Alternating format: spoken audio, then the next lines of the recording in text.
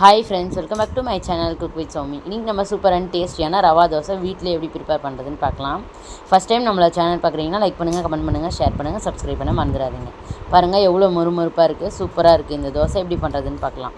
First வந்து பச்சை மிளகா நான் கட் பண்ணி எடுத்திருக்கேன். அதுக்கப்புறம் கொத்தமல்லி, கருவேப்பிலை பொடியாக கட் பண்ணியிருக்கேன்.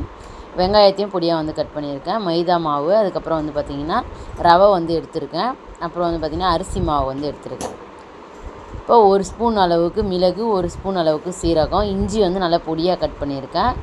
அதுக்கப்புறம் வந்து பார்த்திங்கன்னா உளுத்தம்பருப்பு, கடலைப்பருப்பு கொஞ்சமாக எடுத்திருக்கேன். இதுக்கு நமக்கு மெயின் இன்க்ரீடியன்ட் என்னென்னு பார்த்திங்கன்னா புளிச்ச மாவு ஒரு 2 கரண்டி இருந்துச்சுன்னா போதும். இப்போ நமக்கு மாவு காலியாக போகுது அப்படின்னா அந்த ஸ்டேஜில் நம்ம இந்த தோசையை வந்து ட்ரை பண்ணலாம் ஃப்ரெண்ட்ஸ்.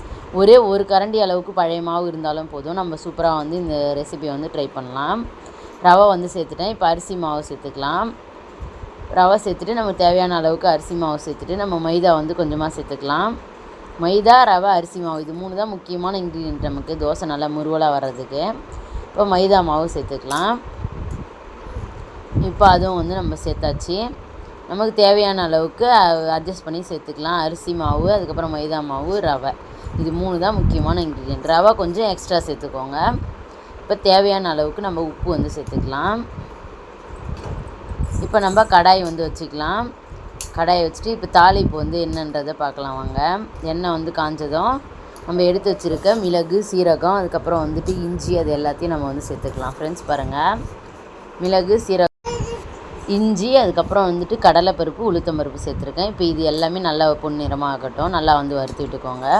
இஞ்சி நல்லா பொடியாக தான் நான் கட் பண்ணியிருக்கேன். நல்லா சீக்கிரமே நமக்கு வந்து வதங்கி வந்துடும் ஈஸியாக. இப்போ எல்லாத்தையும் இந்த மாதிரி நல்லா வந்து கலந்து விட்டுட்டு மீதி இருக்க பொருட்களும் நம்ம வந்து சேர்த்துக்கலாம் ஃப்ரெண்ட்ஸ். பாருங்கள், இப்போ நல்லாவே இஞ்சி பொரிஞ்சு மேலே வந்துடுச்சு பாருங்கள். இப்போ இந்த ஸ்டேஜில் நம்ம ஆனியன் வந்து சேர்த்துக்கலாம். ஆனியனும் நான் வந்து நல்லா பொடியாக வந்து கட் பண்ணி வச்சுருக்கேன். அதே மாதிரி பொடியாக கட் பண்ணி சேர்த்துக்கோங்க. ஆனியனும் நல்லா வந்து நம்ம வதக்கி எடுத்துக்கலாம். இப்போ அது வந்து நல்லா வதங்கிட்டு இருக்கட்டும். இப்போ நம்ம பச்சை மிளகா அது இல்லாமல் ஒரு பொருட்கள்லாம் நம்ம வந்து சேர்த்துக்கலாம். இப்போ ஆனியன் எல்லாத்தையும் நான் வந்துட்டு சேர்த்துக்கிறேன். நான் வந்து 2 பெரிய சைஸ் ஆனியன் வந்து கட் பண்ணி வச்சுருந்தேன். இப்போ பச்சை மிளகா வந்து சேர்த்துக்கலாம். பச்சை மிளகாவும் நம்மளால் எவ்வளோ சாப்பாக கட் பண்ண முடியுமோ நம்ம கட் பண்ணி எடுத்துக்கலாம். அதே மாதிரி பொடியாக கட் பண்ண கருவேப்பிலை, பொடியாக கட் பண்ண கொத்தமல்லி கடைசியாக சேர்த்துக்கலாம். கருவேப்பிலையை இப்போ சேர்த்து நான் வந்து வதக்கி எடுத்துக்கிறேன். கொத்தமல்லி மட்டும் நம்ம கடைசியாக தோசை ஊற்றும் போது நம்ம வந்து மிக்ஸ் பண்ணிக்கலாம் அதில். இப்போ இந்த வெங்காயத்துக்கு நல்லா வதங்கிறதுக்காக நம்ம கொஞ்சமாக உப்பு சேர்த்துக்கலாம். இதில் வந்து டேஸ்ட் வர்றதுக்காக நம்ம சேர்க்குறோம்.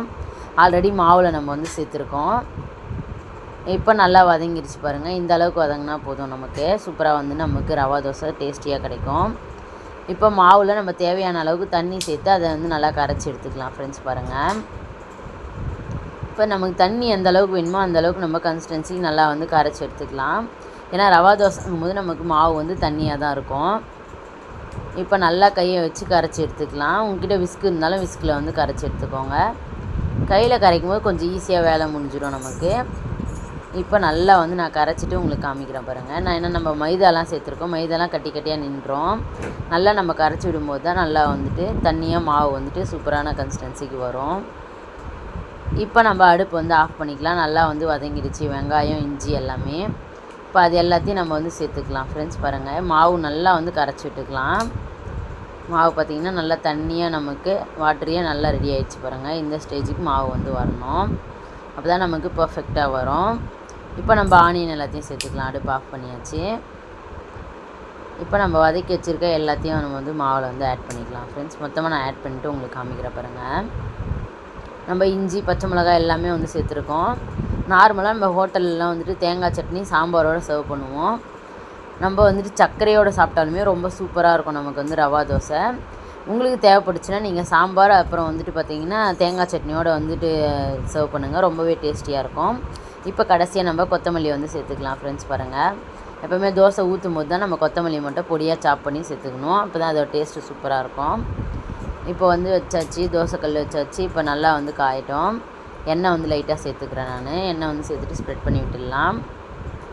இப்போ எண்ணெய் நல்லா சேர்த்தாச்சு. இப்போ எண்ணெய் நல்லா காஞ்சதுக்கப்புறம் நம்ம வந்து தோசை மாவு நம்ம பின்னாடி இருந்தால் ஊற்றணும். நம்ம நார்மல் தோசை மாதிரி ஊற்றிடக்கூடாது. ரவா தோசை வந்துட்டு பார்த்திங்கன்னா சுற்றி ஊற்றிட்டு அதுக்கப்புறம் தான் நம்ம வந்து நடுவில் ஊற்றணும். அப்போ தான் நமக்கு ரவா தோசை நல்லா பர்ஃபெக்டாக வரும் ஃப்ரெண்ட்ஸ். பாருங்கள், இப்போ இந்த மாதிரி நல்லா வந்து ஸ்ப்ரெட் பண்ணி விட்டுக்கலாம். ஸ்ப்ரெட் பண்ணி விட்டுட்டு நம்ம தேவையான அளவுக்கு சுற்றி எண்ணெய் வந்து ஊற்றிக்கலாம். இப்போ சுற்றி வந்து நம்ம எண்ணெய் வந்து ஊற்றிக்கலாம். ரொம்பவே சூப்பராக இருக்கும் அந்த தோசை. நல்லா வந்து நம்ம முருவலாக எடுக்கணும். அதுதான் இதில் முக்கியமான ஸ்டெப்பு வந்து பார்த்திங்கன்னா. இப்போ தோசை நல்லாவே வந்து ஒரு பக்கம் நல்லா வந்துட்டு கோல்டன் ப்ரௌன் கலர் வரணும். நல்லா ஒரு கோல்டன் ப்ரௌன் கலர் இப்போ வந்துடுச்சு பாருங்கள். நல்லாவே உங்களுக்கு தெரியும் பார்த்தீங்கன்னா. இப்போ அப்படியே திருப்பி போட்டுக்கலாம். திருப்பி போட்டு இப்போ அந்த பக்கமும் நல்லா வந்து ஒரு கோல்டன் ப்ரௌன் கலர் வரணும் ஃப்ரெண்ட்ஸ் பாருங்கள். நல்லா வந்ததுக்கப்புறம் நம்ம ரெண்டுத்தையும் வந்துட்டு எடுத்துக்கலாம். தோசையை வந்து எடுத்துகிட்டு இப்போ நம்ம அடுத்த தோசையை வந்து ஊற்ற ஆரம்பிக்கலாம். ரொம்ப பர்ஃபெக்டான ரவா தோசை நமக்கு வீட்டிலே வந்து ரெடி ஆகிடுச்சு பாருங்கள். ஃபஸ்ட்டு தோசையோட செகண்ட் தோசை வந்து பார்த்திங்கன்னா நல்லா பர்ஃபெக்டாக வரும் ஃப்ரெண்ட்ஸ் பாருங்கள். இப்போ மாவு வந்துட்டு நம்ம ஊற்றியாச்சு, சுற்றி உள்ளேயும் வந்து ஊற்றியாச்சு. இன்னுமே நல்லா கிறிஸ்பியாக நான் வந்து இந்த தோசையை எடுக்க போகிறேன். முதல்ல விட இப்போ நல்ல ஒரு கிறிஸ்பியாகவும் நம்ம வந்து எடுத்துக்கலாம். எண்ணெய் வந்து ஊற்றிக்கோங்க. ரவா தோசைக்கு கொஞ்சம் எண்ணெய் எக்ஸ்ட்ராவே ஊற்றுங்க. டேஸ்ட் வந்து நல்லாயிருக்கும். நமக்கு டைஜஷனும் வந்து சூப்பராக ஆகும் ஃப்ரெண்ட்ஸ். ஏன்னா நம்ம இஞ்சி, பச்சை மிளகாய் எல்லாமே வந்து சேர்த்துருக்கோம். ரொம்ப ஹெல்த்தியான பொருட்கள் தான். சீரகம், அதுக்கப்புறம் வந்துட்டு மிளகு எல்லாமே நம்ம வந்து சேர்த்துருக்கோம் ஹெல்த்தியாக தான்.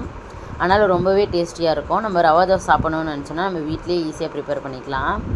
இப்போ பாருங்கள், ஒரு தோசை ஆல்ரெடி ரெடி ஆகிடுச்சு. இன்னொரு தோசை நல்லா வந்துட்டு ஒரு கோல்டன் ப்ரௌன் கலர் வரட்டும். வந்ததுக்கப்புறம் நம்ம திருப்பி போட்டு எடுத்துக்கலாம். இப்போ பாருங்கள், நல்லா வந்து கலர் சேஞ்ச் ஆகிடுச்சு. பின்பக்கம் நல்ல ஒரு கோல்டன் ப்ரௌன் கலர் வந்துடுச்சு. இப்போ அதை திருப்பி போட்டாச்சு. இப்போ ரெண்டு பக்கமும் நல்லா வந்துட்டு முருவலாக நம்ம எடுக்க போகிறோம். இப்போ பாருங்கள், தோசை வந்து சூப்பராக ரெடி ஆகிடுச்சு ரெண்டு பக்கமும் நமக்கு. இப்போ நம்ம பிளேட்டுக்கு வந்து மாற்றிக்கலாம். நல்ல ஒரு தேங்காய் சட்னியோடு சர்வ் பண்ணால் செம்ம டேஸ்ட்டாக இருக்கும் ஃப்ரெண்ட்ஸ் பாருங்கள். இப்போ நம்ம அடுத்த தோசையை வந்து ஊற்றிக்கலாம். அதே மாதிரி நம்ம சுற்றி ஊற்றிட்டு அதுக்கப்புறம் தான் நடுவில் வந்து ஊற்றணும். நம்ம நார்மல் தோசைனா வந்துட்டு நடுவில் ஊற்றிட்டு அதுக்கப்புறம் வந்து தோசையை வந்து விரிப்போம். அந்த மாதிரி இல்லாமல் இந்த மாதிரி வந்து சேர்த்துக்கோங்க. ரவா தோசை இந்த மாதிரி தான் ப்ரிப்பேர் பண்ணணும். அப்போ தான் நமக்கு பர்ஃபெக்டாகவும் வரும், நல்ல மெல்லிசாகவும் வரும் தோசை. நல்ல ஒரு முருகலாகவும் நமக்கு வந்து தோசை கிடைக்கும் ஃப்ரெண்ட்ஸ் பாருங்கள். இதே மாதிரி எல்லா தோசையும் நம்ம வந்து சுட்டு எடுத்துக்கலாம். இது ரொம்ப டேஸ்டியான ரவா தோசை நமக்கு வீட்லேயே வந்து சூப்பராக ரெடி ஆகிடுச்சு பாருங்கள். நான் உடச்சி காட்டுறேன். நல்லா வந்து முருவலாக இருக்கும் ஃப்ரெண்ட்ஸ் பாருங்கள்.